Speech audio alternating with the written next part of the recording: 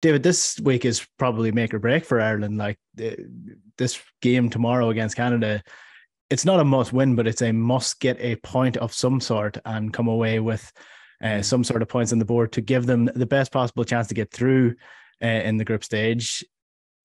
I don't know. I'm not feeling as confident as I was last week. Why not? I just feel that going into this game, Ireland are going to need to get a goal. And it's that age-old thing of every single Ireland team at a major world tournament. You're like, I wonder, are they going to throw off the shackles? And then they throw off the shackles and they get the result they need. So I wonder, is Vera Pauw going to do that tomorrow? My feeling is no.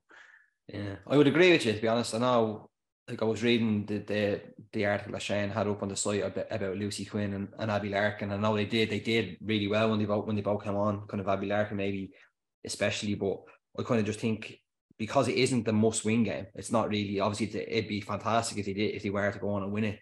But you look at the nature of how the game plan pretty much worked against Australia, who seemed to be a bit more mobile, seemed to have a bit more about them in the attacking. And obviously Sam Kerr wasn't playing, and then the hosts as well. I kind of think the game plan pretty much worked to a T for Vera Pauw. Like before the goal, they only had one shot on target.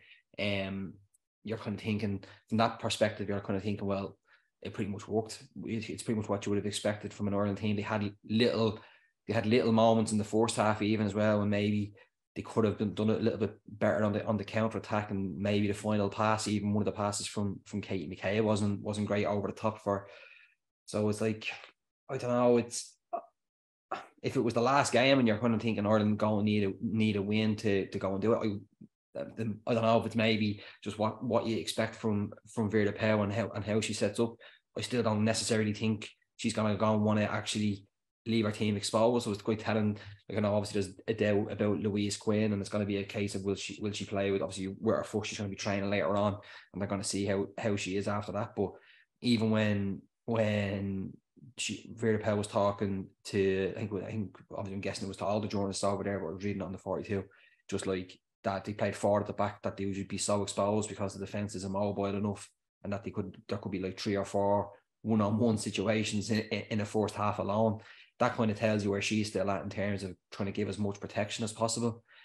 And if you look at that Australia game, if you don't give away that penalty, and if it's the same situation against Canada and you have maybe 20-25 minutes to go, then maybe, and you know that Abby Larkin and Lucy Quinn have already had that kind of impact, but they have that impact again. I don't know, maybe it's just the cautious side of me as well when you're saying you do want to still go through the World Cup and you don't want to leave yourself exposed. I wouldn't be surprised if it is just the same, it's close enough to the same team. Although I did see the FAI put up that clip of Abby Larkin and doing very well in training and taking the ball on and scoring a crack out of a goal. So whether or not that's just teasing us all even more, but I don't know, my own instinct on it is I'd be surprised if Vera Pauw deviates too much from that starting 11 and also the system and the tactics that she had for that first game. Shane, you're going to think I'm an awful contrary bollocks, but I do disagree with you. I don't think that Abby Larkin should be a starter for Ireland in this game against Canada. Give me your logic behind why you think she should be for people who haven't read that piece. Yeah, well, probably the first point I'd make is I actually think Lucy Quinn even more so should be a starter than Abby Larkin, to be honest with you. I think Abby Larkin was getting the majority of the plaudits from the impact that the two of them had. I actually think Lucy Quinn was even better, to be honest with you. I haven't watched it back again to write the piece. I suppose the most simple way for me putting it is I think I get that it was a bit more of a roll of the dice in that they're considered 2 more attacking players than the 2 players they replaced.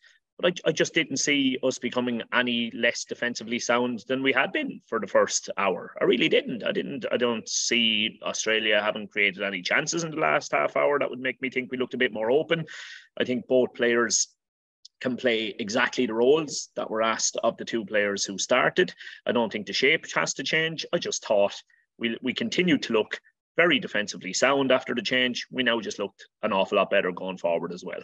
And for that now, you're often asked who should it be and who do you think it'll be. I think it should be the two girls. I don't think it will be. I agree. I agree that I think it will be, from what we know of Vera Pauw's nature, I don't think she is a gambler. I don't think she is a risk taker. And I think that no matter what I say, I think starting the two of those would be seen as a gamble.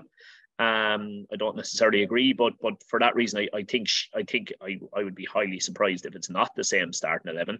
I just hate to think that there's kind of regrets in the sense that we start the same team, we end up behind again. The girls come on, we don't quite manage to get anything from the game. And the next thing, shackles are off a bit in the last one. The two of them start. They both have great games, but hey, it's all too little too late and we're out. I would love to see trust in the two of them and throw the two of them in. But I don't think it will happen.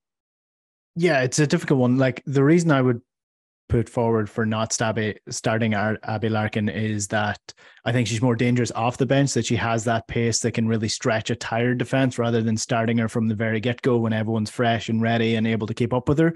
Whereas if you take her on with 60 minutes gone, you've got tired legs in a defense and she really can use her pace to her advantage. I think Lucy Quinn, I think you're onto something with that. I do think she put in a really good performance and does deserve to potentially get a starting place in the team. And the reason I think this is a game that Ireland not necessarily need to throw the game plan out and throw the baby out with the bathwater, they can still be pragmatic about it. But David, I just think if you go into a tournament and especially a game that you need some sort of result out of with the ambition of not losing the game, I always feel that is a more dangerous tactic than going in with thinking we're going to go and get a result here. We're going to go and get something out of this.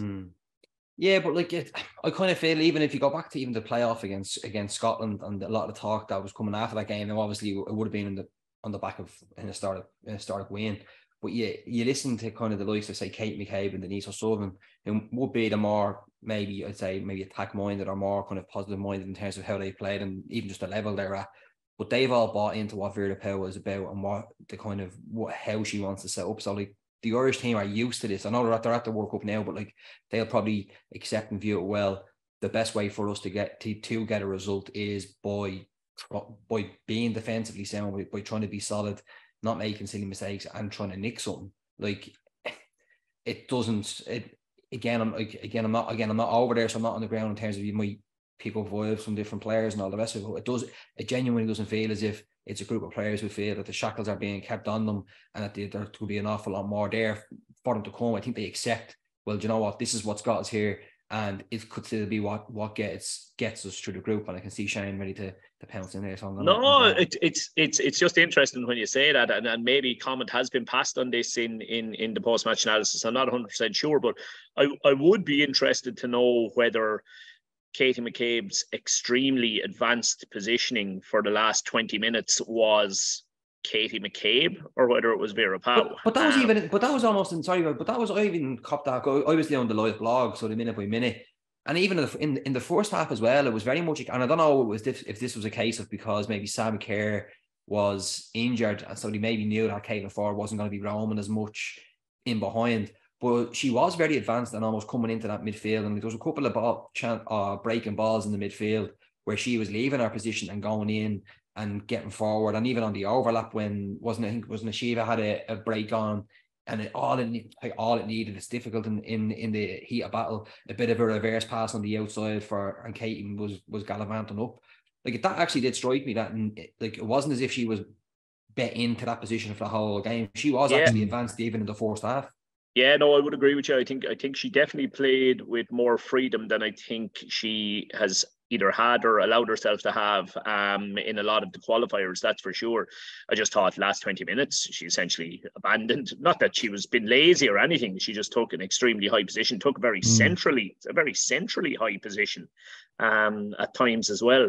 And in an ideal world, you'd love to have enough defensive minded players that you could actually really kind of play her that high up the field, but she can't play in every position for us. But yeah, I was just interested as to whether in those last 20 minutes, I suppose had instruction come from the sideline, Katie, listen, almost essentially go and play a free role and see what you can make happen, or was it just her deciding that that's what was required from her?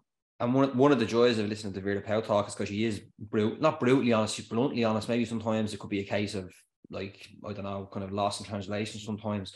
But even with the Lucy Quinn aspect, she even said herself, like, sometimes you don't know what you're going to get from Lucy Quinn. Do you know, when you do put on, like, you don't know if she's one of those players who will do what she did against Australia, or could go on and actually not carry out the instructions, or maybe just not be able to get up to the rhythm of a game. Whereas before the tournament, and it's one of the reasons why Easy Atkinson's in the squad, and this is where I think there could be a change, and we're talking about getting Kate McKay further up the pitch, or more central, or just more advanced.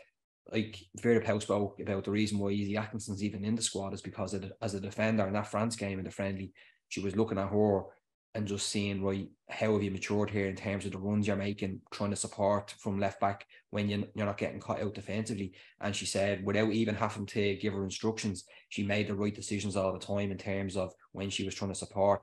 And she kind of sensed that's, you know what, she's someone who she can trust now, in a sense of not having to pepper her with instructions and keep on drilling in the same information. She kind of copped on. That's the reason why Izzy Atkinson's in the squad. And I wouldn't be surprised if Izzy Atkinson came on instead of Amber Barrett. Maybe that was to allow Kate McCabe obviously get more advanced. So if there is a change, wouldn't be surprised me if it's her going in, because it maybe is a player who, and you'll notice as a coach and a manager, maybe once a player you might have some doubts over wins you over, you almost want to trust them even more then, because you feel, you know what, they're in a good moment. And again, that kind of strikes me with Abby Larkin in the article I did with her before the World Cup, where she was saying before this camp, and it was only because of Vera Pauw, and even in the Zambia game as well, that, like, before that, she was like a shadow of herself. She was like doing the simple thing all the time. She wasn't being positive in how she was playing, and it was Vera who kind of got a hold of her and said, listen, like, you need to do more here. You need to trust yourself. This is what you're here to do, to be positive, to take the ball, to go forward. And she's only started doing that. She's going to be in that moment now a little bit. You kind of get that as a player. Like, you kind of maybe a rich vein of form, bit of confidence, things just come off for you. And it kind of strikes me that maybe if Vera Pauw would use that as a kind of catalyst to go on and use those two players, maybe that's what she might win her over in terms of getting her into the team. But it's probably what might get Izzy Atkinson into the team, and maybe see Kate McKay play forward the pitch.